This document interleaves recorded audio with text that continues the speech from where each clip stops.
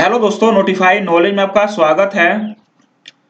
Friend, आज हम लोग बात करने वाले हैं यूपी स्कॉलरशिप 2022-23 के बारे में। फ्रेंड, यहाँ पे हम आपको यूपी स्कॉलरशिप से रिलेटेड कुछ महत्वपूर्ण जानकारी प्रोवाइड करने वाले हैं, तो आप इस वीडियो के लास्ट तक बने रहिएगा। और यहाँ पे फ्रेंड हम बताएंगे कि होली से पहले किन छात्रों को कौन सा काम करना है। ठीक है, अगर आप लोग ये काम नहीं करेंगे आपको स्कॉलरशिप से वंचित होना पड़ेगा और इस बार आपको स्कॉलरशिप नहीं मिलेगा। और आपको यहाँ पे हम बता दे रहे हैं कि छात्रवृत्ति पाने का क्राइटेरिया यहाँ पे बढ़ा दिया गया है समाज कल्याण अधिकारियों के द्वारा। अगर ये क्राइटेरिया बढ़ा हुआ है, इसका मतलब है कि इस बार बहुत से कम, मतलब बहुत कम ही छात्रों को स्कॉलरशिप मिलने की चांसेस है। और इस बार किन छात्रों को छात्रवृत्ति मिलने की ज्यादा प्रायोरिटी है, मतलब ज्यादा चांसेस है, तो ये सारी कंप्लीट जानकारी आपको इस एक वीडियो में प्रोवाइड कर दी जाएगी। जो लोग भी नए होंगे या फिर मेरे चैनल पे पहली बार आए होंगे तो प्लीज इस वीडियो को लाइक और शेयर कीजिएगा और मेरे चैनल को सब्सक्राइब कीजिएगा। तो सबसे पहले उन छात्रों के लिए बात करते हैं जिनको होली से पहले काम करना है, क्या करना है। ठीक है, और इसके लिए एक न्यूज आर्टिकल पब्लिश किया गया है। तो सबसे पहले आपको न्यूज और आर्टिकल हम दिखा देते हैं।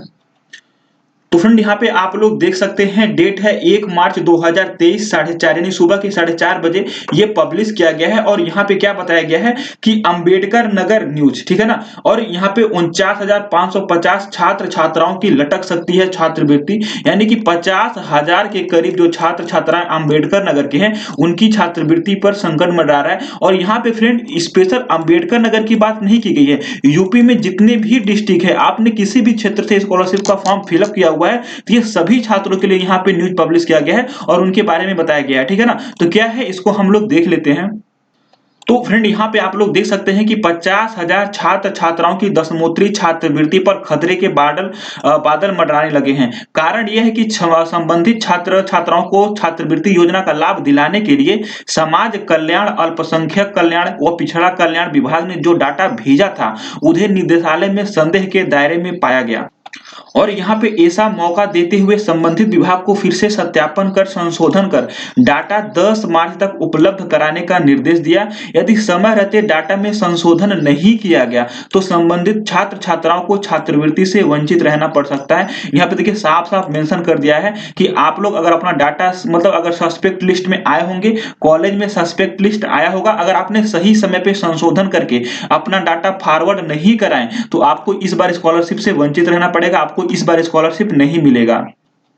तो फ्रेंड, यहाँ पे बताया गया, देखिए वर्ष 2022-23 में यहाँ पे जो छात्रों का डाटा दिया गया है कि सामान्य वर्ग के इतने छात्र थे, पिछड़ा वर्ग के इतने छात्र थे, अल्पसंख्यक वर्ग के इतने छात्र थे, तो यहाँ पे डाटा बताया गया है। और उसके बाद क्या कहा गया आपको हम बता दे रहे हैं। यहाँ पे बताया गया इस बीच गत दिवस ही निदेशालय ने मतलब 50,000 के करीब छात्र छात्राओं का डाटा यह कहते हुए संबंधित विभाग को वापस कर दिया कि इसमें सूचनाएं जो है अपूर्ण है, किसी का आधार कार्ड गड़बड़ है तो किसी का मोबाइल नंबर सही नहीं है। साथ ही संबंधित कार्यालयों को निर्देशित किया कि गड़बड़ियों में सुधार कर 10 मार्च तक डाटा शासन को उपलब्ध कराएं, जिससे संबंधित छात्र छात्राओं को छात्रवृत्ति का लाभ मिल सके। ठीक है, तो यहाँ पे आप लोग देख सकते हैं। और यहाँ पे बहुत सारे छात्र ऐसे हैं, चाहे आपका बैंक से प्रॉब्लम आ रहा हो, ओके, चाहे आपके करेंट स्टेटस में कुछ सस्पेक्ट आ रहा हो। देखिए यहाँ पे कम से कम हमको जहां तक पता है 90% छात्र ऐसे हैं जिनका प्रेजेंट टाइम में डाटा सस्पेक्ट दिखा रहा है। या तो उन्होंने करेक्शन मतलब करके फॉर्म जमा कर दिया है, या तो उन्होंने एक बार अपना एप्लीकेशन फॉर्म जमा कर दिया है,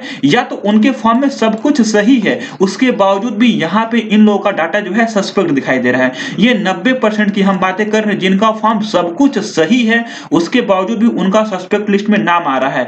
रीजन क्या है मैंने आपको पहले वाले वीडियो में ही बता दिया था, और मैं यहाँ पे 2 महीने से ये कह रहा हूं कि यहाँ पे जो समाज कल्याण अधिकारी है, जो गवर्नमेंट है, ये यहाँ पे ये डिसाइड कर चुकी है तो कम से कम, ठीक है ना, मतलब कम से कम छात्रों को यहाँ पे स्कॉलरशिप दिया जाए। ठीक है, जिससे जो सरकार का बजट है उस पर ज्यादा इफेक्ट ना पड़े। कम बच्चे रहेंगे, ठीक है, अगर कम एलिजिबल छात्र रहेंगे तो कम बजट आएगा। तो गवर्नमेंट यही चाहती है, क्योंकि अगर कम बच्चे रहेंगे, जैसे मान लीजिए कि यहाँ पे 74 लाख छात्रों ने अपना मतलब इस बार फॉर्म अप्लाई किया है, कॉलेज से फॉरवर्ड कर दिया गया है। ये जहां तक प्रायोरिटी यही है कि 20 लाख 25 लाख तो ये लोग छाटेंगे, कम से कम छाटेंगे। ठीक है ना, छाटने के बाद लास्ट में आता है कि अनअवेलेबिलिटी फंड, मतलब सरकार के पास फंड नहीं है। जो बचे कुछ छात्र रहते हैं तो उनको परसेंटेज बेस्ड स्कॉलरशिप दिया जाता है। तो ये ऐसा इनका कारनामा चलता है। और इस बार तो है जो क्राइटेरिया है उसको भी बढ़ा के रख दिया गया है। तो आपको हम थोड़ा क्राइटेरिया बता देते हैं, उसके बाद आपको कंप्लीट जानकारी हम बताएंगे।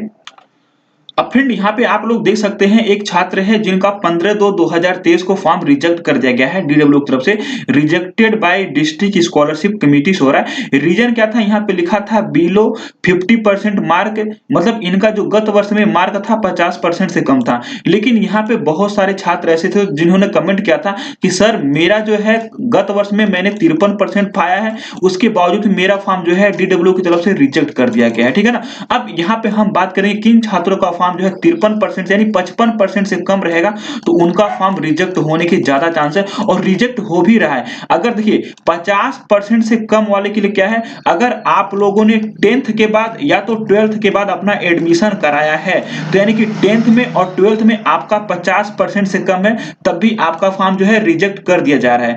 लेकिन उसके बाद आप लोग ग्रेजुएशन करके किसी कोर्स में एडमिशन कराए हैं, जैसे आप लोगों ने बीए कर लिया है, फिर बीएससी कर लिया है, उसके बाद आप लोग बीएड बीटीसी या फिर मतलब किसी और अदर कोर्स में एडमिशन करा रहे हैं, चाहे एमए हो गया, एडमिशन करा रहे हैं, तो आपका ग्रेजुएशन में 55% से कम नहीं होना चाहिए। यहाँ पे ये भी क्राइटेरिया लागू कर दिया गया है ग्रेजुएशन वालों के लिए। पहले ये क्राइटेरिया नहीं था, ये मात्र सभी के लिए था कि आपका गत वर्ष में मतलब 50% होना चाहिए। लेकिन प्रेजेंट टाइम में ये क्राइटेरिया ला के मतलब बढ़ा दिया गया है कि जो लोग भी ग्रेजुएशन के बाद अपना एडमिशन कराएं, यानी कि ग्रेजुएशन में उनका गत वर्ष में 55% से कम नहीं होना चाहिए, ओके। तो उन लोग का फॉर्म भी प्रेजेंट टाइम में रिजेक्ट होना स्टार्ट हो चुका है, और बहुत सारे छात्र ऐसे हैं जिनका फॉर्म डीडब्ल्यू की तरफ से रिजेक्ट कर दिया गया है। तो जो भी छात्र अपना ग्रेजुएशन के बाद अपना एडमिशन कराए हैं, चाहे एमए में कराए होंगे, चाहे बीएड में कराए होंगे, चाहे बीटीसी में कराए होंगे, मतलब ग्रेजुएशन के बाद जो भी कोर्स आप लोग कर रहे होंगे, तो ग्रेजुएशन में आपका 55% से कम रहेगा तो आपका फॉर्म जो है रिजेक्ट कर दिया जाएगा, उनको इस बार स्कॉलरशिप नहीं मिलेगी।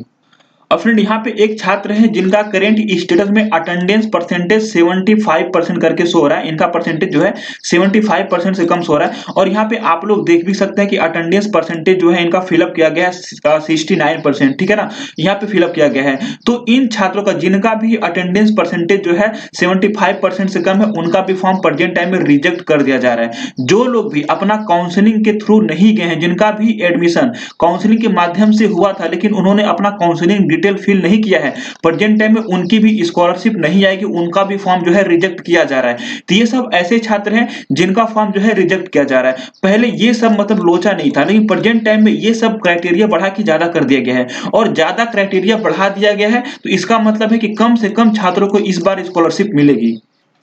और यहाँ पे आप लोगों को हम पहले ही बता चुके हैं और इस बार भी बता दे रहे हैं, जिनके भी यहाँ पे करेंट स्टेटस में कुछ ना कुछ सस्पेक्ट डाटा दिखाई दे रहा है, या फिर यहाँ पे रिजेक्टेड बाय बैंक हो रहा है, या फिर यहाँ पे कुछ न कुछ यहाँ पे एरर या फिर मिसमैच आ रहा है, चाहे UID neighbour enabled, IFSC code mismatch, कुछ भी यहाँ पे प्रॉब्लम आ रहा है, तो आप लोग को जल्द से जल्द यानी होली से पहले ये काम करवा लेना है, ठीक है ना। आपके कॉलेज में एक बार संपर्क करना। आप लोग ज्यादा ये मत सोचिए, बहुत सारे लोग कमेंट कर रहे हैं कि डाउनलोड कहाँ से करें सस्पेक्ट लिस्ट। देखिए सस्पेक्ट लिस्ट मैंने पहले ही बताया था कि हर एक डिस्ट्रिक्ट वालों मतलब ऑनलाइन शो नहीं कर रहा है, ठीक है ना। तो सबसे सिंपल सबसे आसान तरीका है, आपको अपने कॉलेज जाना है और कॉलेज से बात करके उनसे बस एक बार इंक्वायरी कर लेनी है कि मेरे जो है सस्पेक्ट लिस्ट कॉलेज में आया है या फिर नहीं आया है।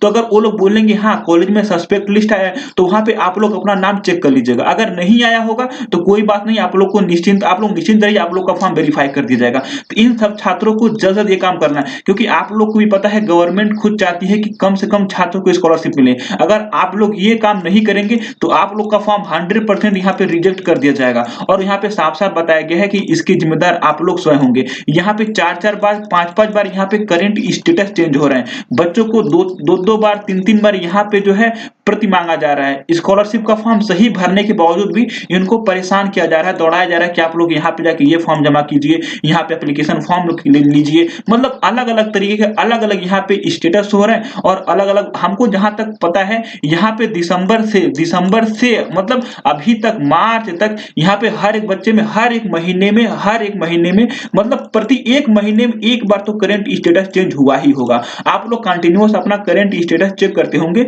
तो किसी में मतलब दिसंबर में अलग करंट स्टेटस, तो जनवरी में अलग करंट स्टेटस, तो फरवरी में अलग करंट स्टेटस। अब मार्च में उस बात आई है, देखिए 10 मार्च से पहले आपका 100% मतलब मार्च में भी आपका करंट स्टेटस चेंज होगा। अब या तो आपका फॉर्म वेरीफाइड होगा या तो रिजेक्ट होगा, ठीक है। तो आप लोग समय रहते ये काम करवा लीजिए, वरना आपका जो फॉर्म है रिजेक्ट कर दिया जाएगा।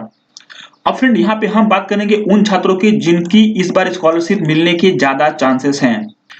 तो यहाँ पे फ्रेंड जिन भी छात्रों का verified recommended by district scholarship committee हो रहा है और जिनका जो है बैंक से वेरीफाई हो चुका है, तो उनका यहाँ पे 95% का चांस बनता है कि उनकी स्कॉलरशिप आए, ठीक है ना। तो यहाँ पे हम ऐसा क्यों कह रहे हैं, क्योंकि आप लोग को ये पता है कि यहाँ पे कम से कम आधे से ज्यादा बच्चों का फॉर्म तो सस्पेक्ट लिस्ट में है। यहाँ पे बहुत सारे बच्चों का फॉर्म जो है बैंक से वेरीफाई नहीं किया गया है, ठीक है ना।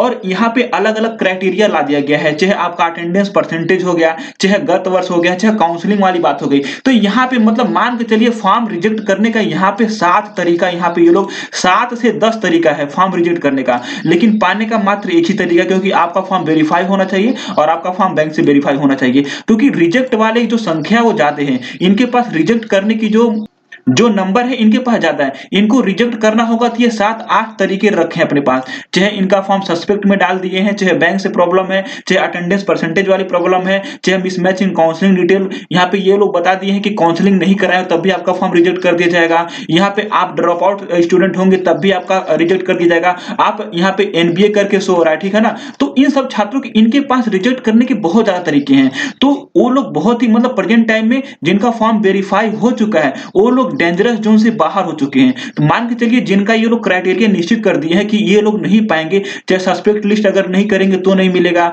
अटेंडेंस वालों को नहीं मिलेगा, काउंसलिंग वालों को नहीं मिलेगा, तो यहाँ पे जब सबको नहीं देना है तो देंगे किसको, जिनका फॉर्म वेरीफाई है। तो इनको परेशान होने की आवश्यकता नहीं है, बस आप लोग यही कोशिश करिए, मतलब जो लोग का अभी सस्पेक्ट है या फिर सस्पेक्ट लिस्ट में है, जब तक उनका फॉर्म वेरीफाई नहीं कर दिया जाता वो लोग डेंजरस जोन में है। जिनका फॉर्म वेरीफाई कर दिया गया है वो लोग निश्चिंत रहे, उनका फॉर्म लेट लपेट, यहाँ पे देखिए लास्ट डेट 20 मार्च रखा गया है, तो 20 मार्च से पहले पहले इन सभी छात्रों का स्कॉलरशिप जो है उनके बैंक अकाउंट में आ जाएगा। तो इन सब छात्रों को परेशान होने की आवश्यकता नहीं है। तो फ्रेंड आई होप आपको वीडियो पसंद आया होगा, जानकारी हेल्पफुल लगी होगी। ऐसी ही वीडियो पाने के लिए मेरे चैनल से जुड़े रहिए। कुछ भी डाउट हो, कुछ भी प्रॉब्लम हो तो कमेंट बॉक्स में कमेंट कीजिए। मिलते हैं नेक्स्ट वीडियो में। Thank you and keep watching.